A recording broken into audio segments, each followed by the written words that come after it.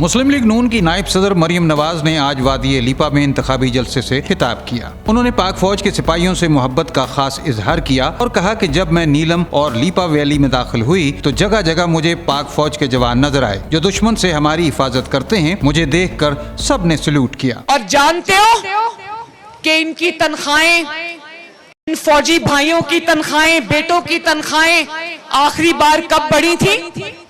नवाज शरीफ के दौर में, कि जब मैं नीलम वैली और लीपा वैली में दाखिल हुई तो जगह जगह मुझे पाक फौज के जवान नजर आए जो दुश्मन से हमारी हिफाजत करते हैं। यकीन जाने मेरे लीपा के बहन भाइयों, मेरा एक बेटा है, उसका नाम है मोहम्मद जुनेद। मुझे हर उस बच्चे में जो पाक फौज की वर्दी पहनकर खड़ा था अपने घर वालों से दूर, क्योंकि यहाँ फोन के सिग्नल्स तो आते नहीं, तो अपने घर वालों से कट के खड़ा था, वतन की हिफाजत के लिए खड़ा था। मुझे उन बच्चों पर जो वर्दी में मलबूस थे पाक फौज के जवान, मुझे उन पर बहुत प्यार आया।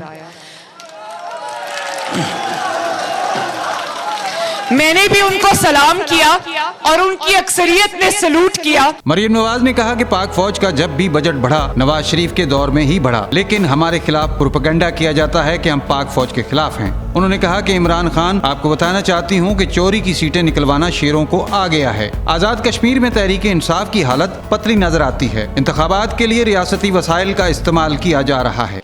आजाद कश्मीर के इलेक्शन में बेदर्दी से पाकिस्तान के रियासती वसाइल इस्तेमाल करने वाली जमात, पाकिस्तान के वसाइल इस्तेमाल करने वाला वोट चोर, कश्मीर चोर इमरान खान